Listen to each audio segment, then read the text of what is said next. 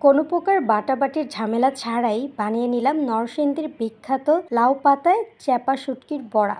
ঝাল এই বড়াটা খেতে কিন্তু অনেক ভালো লাগে। হ্যালো এভরিওয়ান, আসসালামু আলাইকুম। ভালো লাগে নিজ ডেইলি ব্লগে আপনাদের সবাইকে স্বাগত।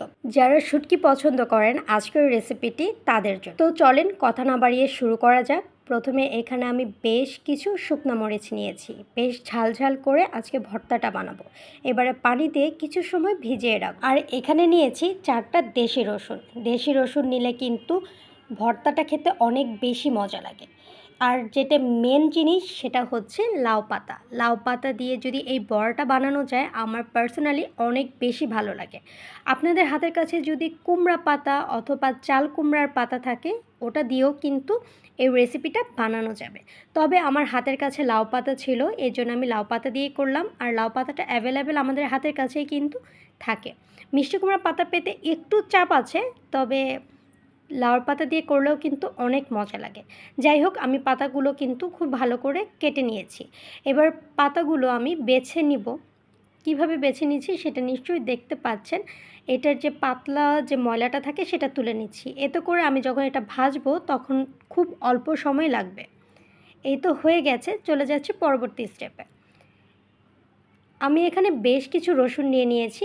আমি এগুলোর খোসা ছাড়িয়ে নিয়েছি। আমি আজকে এটা ব্লেন্ডারে ব্লেন্ড করে নিচ্ছি। আপনারা চাইলে পাটায় বেটে নিতে পারবেন। যেহেতু সময় খুব কম, অল্প সময়ের মধ্যে আমি রেসিপিটা বানাচ্ছি, সেজন্য আমি ব্লেন্ডারটাই বেছে নিয়েছি। আপনারা চাইলে কিন্তু পাটায় বেটে নিতে পারেন। এবারে অল্প একটু পানি দিয়ে আমি এটাকে ব্লেন্ড করে নিচ্ছি। দেখতেই পাচ্ছেন আমার কিন্তু ব্লেন্ড করা হয়ে গেছে। মাশাআল্লাহ, দেখতে কিন্তু অনেক সুন্দর লাগছে, মনে হচ্ছে অনেক ঝাল, তাই না? আসলেই মরিচগুলো কিন্তু বেশ ঝাল ছিল। তবে আপনারা চাইলে মরিচ কম বেশি কিন্তু করে নিতে পারেন। ব্লেন্ডারে যদি এত সুন্দর পেস্ট হয়ে যায় তাহলে কষ্ট করে পাটায় বাটাবাটির কী দরকার বলেন তো? এই তো মরিচ আর রসুনের পেস্ট আমার রেডি হয়ে গেছে। আর এদিকে আমি শুটকি নিয়ে নিয়েছি। দেখতেই পাচ্ছেন শুটকিগুলো আমি খুব ভালো করে ওয়াশ করে নিয়েছি। এবার চলে যাব সরাসরি রান্না করতে। একটা কড়াই চুলায় দিয়েছি, আর কড়াইটা গরম হওয়ার পর এরপর তেল দিয়ে দিয়েছি। তেলটা ভালো হিট হওয়ার পর আমি অল্প একটু লবণ ছিটে দিয়ে দিয়েছি। এবার এর মধ্যে আমি বেশ কিছু পেঁয়াজ দিয়ে দিয়েছি। 2-2.5 কাপের মতো আমি এখানে পেঁয়াজ অ্যাড করেছি। দিয়ে খুব ভালো করে নাড়াচাড়া করে মিশিয়ে নিতে হবে। আপনাদের শুটকির পরিমাণ অনুযায়ী আপনারা পেঁয়াজ বাড়িয়ে বা কমিয়ে দিতে পারেন। এবার যখন হালকা একটু ব্রাউন কালার চলে আসবে এর মধ্যে আমি পরিমাণ মতো লবণ দিয়ে দিচ্ছি। আর এরপর দিয়ে দিচ্ছি যে মরিচটা আমরা পেস্ট করে রেখেছিলাম সেটা দিয়ে এবার সুন্দর করে নাড়াচাড়া করে মিশিয়ে আমি এটাকে ভালো করে কষিয়ে নেব। আর এই পর্যায়ে বলে রাখি, আমার এই ভিডিওগুলো কেমন লাগে প্লিজ কমেন্টে জানাবেন। ভালো লাগলে ছোট্ট করে একটা লাইক করে যাবেন, কমেন্ট করে যাবেন। আর যদি আরেকটু ভালো লাগে তাহলে শেয়ার করবেন ফ্রেন্ড, ফ্যামিলি, বিভিন্ন গার্লস গ্রুপগুলোতে।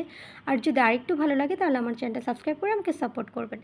এই তো কষানো যখন হয়ে যাবে এর মধ্যে আমি কিছু রসুন কুচি দিয়েছি। যখন আপনি ভর্তাটা খাবেন তখন যখন রসুনগুলো আপনার দাঁতের নিচে পড়বে খেতে কিন্তু অসাধারণ লাগবে। এবার সব কিছু একসাথে ভালো করে কষিয়ে নেব। দেন যখন তেল আর মশলাটা সেপারেট হয়ে যাবে সে পর্যায়ে আমি এখানে শুটকিটা অ্যাড করে নিচ্ছি। আমি এখানে আস্ত শুটকিটাই দিচ্ছি। আপনারা যদি চান তাহলে কিন্তু শুটকিটা পাটায় বেটে অথবা ব্লেন্ডারে ব্লেন্ড করেও দিতে পারেন। আজকে আমি আস্ত শুটকিটাই দিয়ে দিয়েছি। এবার এটাকে ভালো করে নাড়াচাড়া করে মিশিয়ে নিয়েছি। এবারে এর মধ্যে ব্লেন্ডারে জার ধোয়া অল্প একটু পানি আমি দিয়ে দিয়েছি, দিয়ে ভালো করে নাড়াচাড়া করে মিশিয়ে দিচ্ছি।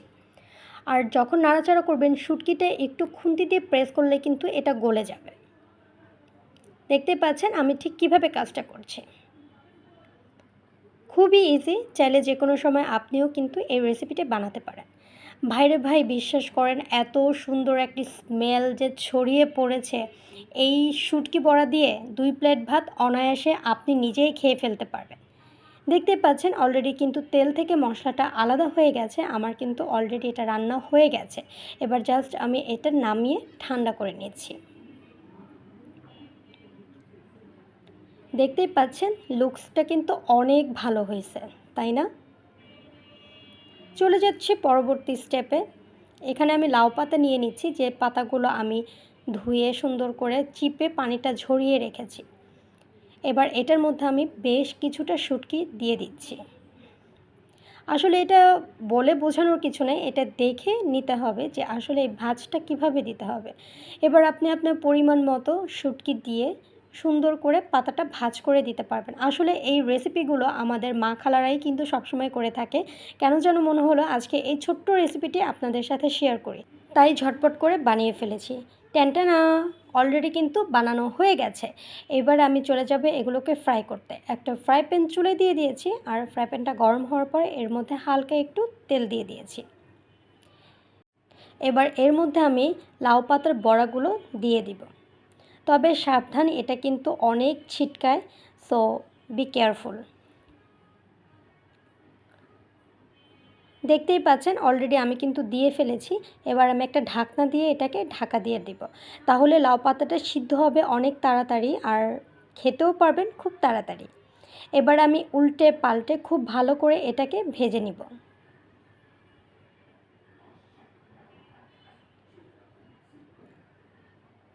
দেখতেই পাচ্ছেন আমি কিন্তু এপাশ ওপাশ করে খুব ভালো করে এগুলোকে ফ্রাই করে নিচ্ছি। যখন দেখবেন লাউ পাতাগুলো সিদ্ধ হয়ে গেছে তখনই বুঝতে হবে যে এই বড়াগুলো রেডি হয়ে গেছে। দেন আমি প্রত্যেকটা তুলে নিচ্ছি। খুব অল্প সময় লাগে এগুলো ভাজতে, খুব একটা বেশি সময় কিন্তু লাগবে না। এই তো রেডি হয়ে গেছে আমার লাউ পাতায় চাপা শুটকির বড়া।